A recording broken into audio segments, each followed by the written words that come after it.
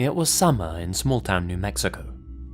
I was about 15 years old at the time, and since school was out, I was doing a few odd jobs around town to earn some money.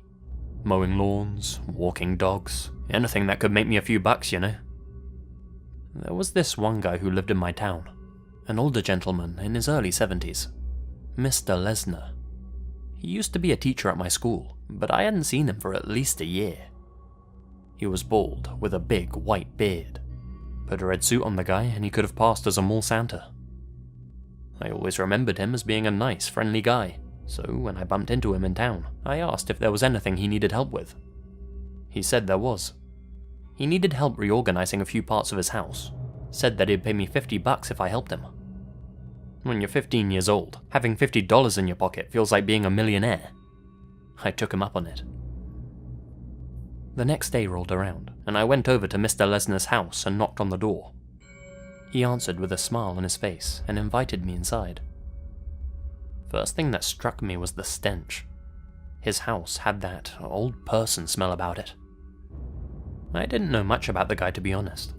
I mean, yeah, he used to teach at my school, but all I really remembered about him was how he always wore socks with sandals, and how he always spent every school vacation down in Mexico. I started off by cleaning up in the kitchen. Once I'd finished, Mr. Lesnar told me that he wanted help boxing up some things in the basement. Said he had too much junk down there, and that he wanted to reorganize and get rid of a load of it. Told me to start boxing things up, and to come and tell him when I'd finished. There must have been a set of 12 stairs that led down into this strangely large, stale-smelling basement. Mr. Lesnar flicked the light switch. A lone, dusty light bulb illuminated the basement. I grabbed a few folded-up cardboard boxes and made my way down. So, there I was, just boxing all sorts of things up in this grungy basement. Must have spent about 45 minutes down there by myself. While I was working, I happened to lean against a particular spot on the wall. When I leant on it, I came across something odd. A loose panel in the basement wall. Not a broken part of the wall, mind you. I mean, this panel was intentionally loose. Well, curiosity got the better of me, and I started fumbling with it. It came right off. Behind the panel was a small compartment. Hidden inside that compartment was a box. It felt like finding a hidden treasure chest. I checked to see if Mr. Lesnar was standing behind me at the top of the stairs. The coast was clear. I knew I probably shouldn't, but I pulled out the box. I lifted off the top, curious to see what the old man was hiding inside. At first, it didn't look like there was much in it. A journal, a few knickknacks, and a small pile of photographs, maybe 10 or 12 in total. I took out the photos. My heart immediately sank after looking at the top one. At first, I could hardly believe the image. It showed Mr. Lesnar with a pistol in his hand, kneeling down next to a dead woman lying in the dirt. Her lifeless eyes were staring into the camera lens. She was clearly Mexican and had obviously been shot. The second photo was almost identical, only this time it was a male who stared lifelessly at the camera. No, this can't be real, I thought. I flicked through all the pictures, every damn one, each one telling the same story. They all showed Lesnar, knelt down next to some bloody human game, sprawled out on the ground in front of him. All of the victims varied wildly in age. There was writing on the backs of all the photos, but it was all in Spanish, and I couldn't make it out. Still, I knew instantly what this was. A box full of sick mementos from Lesnar's trips to Mexico, hidden away from the world in a small wall compartment. In some photos, Lesnar looked younger. In others, he appeared to be in his mid-60s. In all of them, he was kneeling down next to his victims, with the same disturbing grin on his face, posing like a hunter with his trophies. I was overcome by this weird mixture of shock, disgust, anger, and, most of all, fear. Fear that I was in the basement of the monster in these photos. Without thinking, I shoved the images back inside the box and slid the container back into the wall. I desperately fumbled with the wall panel, trying to put it back in the exact same way it was, not wanting the old man to realize that I'd discovered his horrible secret. I'd just about got the damn thing back in place when I heard a creaking at the top of the basement stairs behind me. I turned to see Old Man Lesnar standing by the basement door, looking down at me. I have never felt more like a rat in a cage. "Looks like you're doing a good job," he said. My heart skipped a beat. I just mumbled something and tried to act like nothing was wrong. "Oh, don't mind me. I'm just going upstairs for a nap. You keep on going down there." With that, he slowly turned and walked off through the hallway.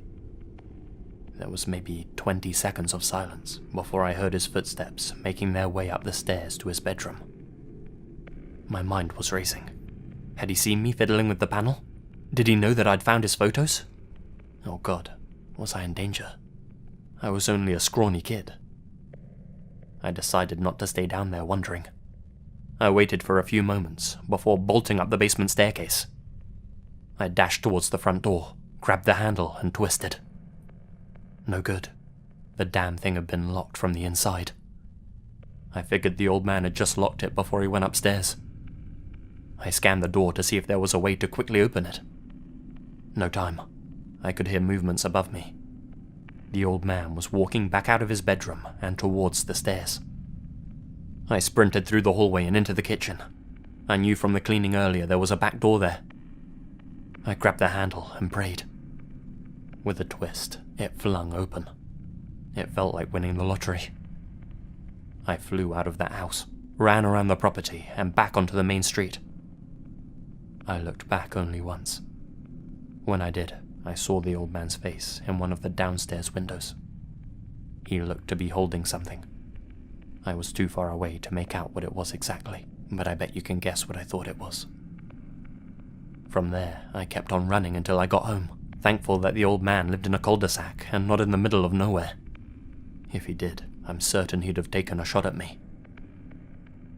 It goes without saying that I told my parents what I'd found. We notified the authorities about it, and I told them about the secret panel and the sick mementos in the box. When they checked the place out, they did indeed find the secret compartment. Predictably, it was totally empty. There was no box hidden inside, no evidence of any wrongdoing whatsoever. They figured I was just messing with the old guy or something, and decided not to look into him any further. I don't know what Lesnar did with the pictures, whether he destroyed them or hid them elsewhere, but he got away with it all regardless. Old Man Lesnar lived another 8 years after that. In that time, I graduated high school, went off to college, and moved out of town. My parents always lived in that same place, however. For all the time I lived there after that incident, and whenever I'd go back to visit my parents, I'd always be looking over my shoulder. I knew that Mr. Lesnar wanted to take his secret to the grave, and I always worried that he'd try and silence me to do so. It's hard to believe there are people like this, who, to the outside world, are leading seemingly ordinary lives. I'm glad I didn't become his last trophy. When I was about 12, I was walking home from school with friends. Like usual, after we got to the main road, I was on my own, because I lived farther away than the other kids. One day I noticed that a little white pickup truck had passed me quite a few times, but being the naive little girl that I was, I assumed that they were merely lost. I realized that the pickup seemed to be following me when it turned onto my neighborhood, at which point I ran as fast as I could to get to my house. Again, I wasn't certain that the truck was following me, so I kind of brushed it off. I considered myself safe once inside my house. I went about my usual after-school routine, kicked off my shoes, turned on the TV, grabbed a snack out of the fridge, and let my 2 dogs in from the outside. As I'm about to sit down and enjoy my snack, I hear a car door slam. I run over to the blinds, and sure enough, I see the little white truck sitting in my driveway. A few seconds later, there was a knock at my door, and me being the stupid kid that I was, answered it for whatever reason. I opened the door and saw the man that was driving earlier in the pickup truck.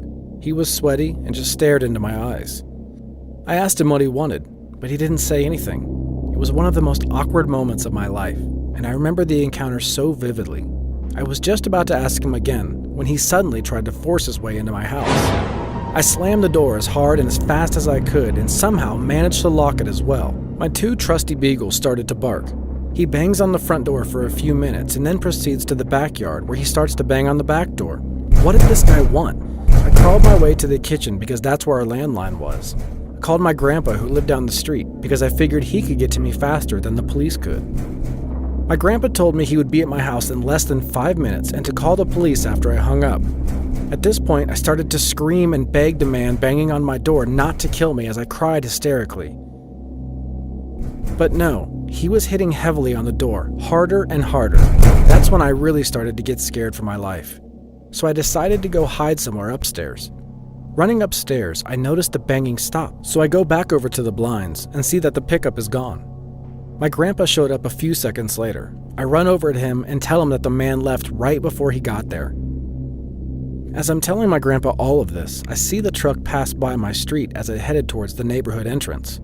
I try to point it out, but I'm guessing I wasn't making much sense because he just pushed me back towards my house. There was no sign of the guy, other than him leaving the garden gate open and a picture that I took from our security camera footage. I never ended up calling the cops, although I should have.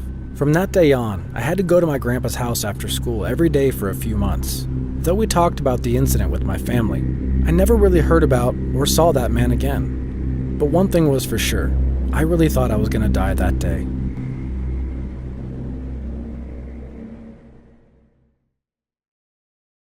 Around Christmas this time of year, I moved into a new house that was built back in the 1940s if I remember correctly. It's an old home that, like any other, makes a bunch of strange noises at night. I'm not normally one who gets scared easily, so staying here alone wasn't going to bother me. Luckily, for the first 2 weeks of living here, I had 2 friends rooming with me as they looked for an apartment. They had just moved to the city, and I allowed them to stay here while they found another place to live. My friends finally found an apartment the second week after we moved into the house, and moved out that weekend while I was at work. I had specifically mentioned to one of them who had the front door key to leave it on the counter when they left so I could get it back from them. When I returned home from work, I found that the key wasn't there, as they'd forgotten to leave it when they officially moved out. It wasn't a problem, and I wasn't concerned as I had the back door to get in and out of the house, and my friend promised to get it back to me the next day. Fast forward to the next evening, and I decided to watch a couple movies while kicking back and enjoying my official first night at home alone in the new house. I waited for my friend to come by and drop off the key for a while I watched movies, but she didn't stop by. After texting her, she said that her boyfriend, the other friend, roommate, had to stay later at work, and since he had a car, she couldn't drop the key off that night and promised to bring it by first thing in the morning before she went to work at a coffee shop down the street at 5 a.m. After finishing up my last movie for the night, I went to bed and ended up having a rather vivid and frightening nightmare. Before I describe to you the nightmare that I had, I've made a quick diagram of what the layout of my dream bedroom looked like, which you can see here on the screen. So in my dream, I was laying on the bed with a friend. It was very dark in my bedroom, but there was a light source coming from somewhere, and I was able to see where everything was. I heard the sound of clothes falling on the floor, so I sat up and looked down the hall where the bathroom was. Clothes were piled up on the floor of the bathroom door. I remember being perplexed as to why and how these were here, and I thought that they had fallen or were thrown from the closet. That's when I heard my friend say, "I'm scared." "Me too," I replied. We decided to get up and move to another part of the house, away from the bedroom. On our way out, I looked down the hall, and something peeked around the corner of the hall from out of the closet. It was some shadowy figure, and I could tell that it was bald. And my brain made me assume that it was wearing a suit, and no, it's not a Slenderman if that's what you're thinking. What really freaked me out was that this thing moved so unnaturally human. It moved in a really jerky fashion, twitching or glitching, and it really scared me. "Get out," I screamed. "Leave! You don't belong here!" And the more I yelled at it, the more it jerked back and forth, as if it were stuck between a doorway of the closet. I ran towards the thing while screaming at it, and right when I reached it, it slipped back into the closet. I immediately ran into the closet and flipped on the switch, only to find nothing there. That's when I woke up. I was so shaken by the nightmare that I was too afraid to open my eyes and feared that I would see something standing next to my bed if I did. I attempted to fall back asleep, but it was so quiet in the house, and I was pretty disturbed by my dream, that I decided to turn the TV on and drown out the silence and take my mind off the nightmare. I remember checking my phone and seeing that it was about 4 a.m. After watching about 15 to 20 minutes of television, I became sleepy and decided to try and fall back asleep. I turned off the TV and prepared to fall asleep. About 10 minutes passed when I hear knocking come from somewhere in the house. I know I heard it because my cat, who usually sleeps with me on my bed, perked up and was staring outside of my bedroom door. She quickly jumped off the bed to go investigate, and I ignored the knocking sound because I had assumed that it was my friend dropping off the key. Since it was almost 5 a.m., and that's when she said she would come by, I finally fell asleep. The next morning I woke up, and the first thing I did was check the mailbox for the key. It wasn't there. I was a bit frustrated and decided to go to my friend's work to grab the key from her. I was told that she wasn't in that day. I gave her a call, which went straight to voicemail, and shortly after I left a message. I received a text from her claiming that she had woken up at 6 a.m. with an upset stomach and had called into work, and that I should just stop by to pick up the key. Apart from the complications of getting the key, I thought about the nightmare I had earlier that morning, and the knocking I heard shortly after when I'd woken up from the dream. I found it odd that even if my friend did stop by to drop off the key, she would knock on the door. It would have been as if she assumed that I would be awake to greet her, or that I would wake up in order to greet her and get the key. The more I thought about the knocking, the more I remember specifically not sounding like a knocking on the door, but more like a tapping on glass. We have a glass sliding door in the kitchen that I used a while my friend had the front door key, and the sliding door leads into a fenced-off backyard. I started to think about why someone would even be in my backyard between 4:30 and 5 in the morning, or why they would even tap on the glass in the first place. It didn't make very much sense. I shrugged it off and decided to go about my day, starting off with watering my plants in the kitchen that sit on the countertop that's below 3 small kitchen windows. I opened the blinds to let in more sunlight, and what I saw scared the absolute fuck out of me. The photo you're about to see is what I saw when I opened my blinds. You have the decision to believe me or not, but I can swear on my life and the life of everyone that I know that I did not do this, and that was not there the day before. It was a bizarre string of events that led up to seeing this, which is why it freaked me out. I don't know what was outside of my window early that morning, but someone or something was.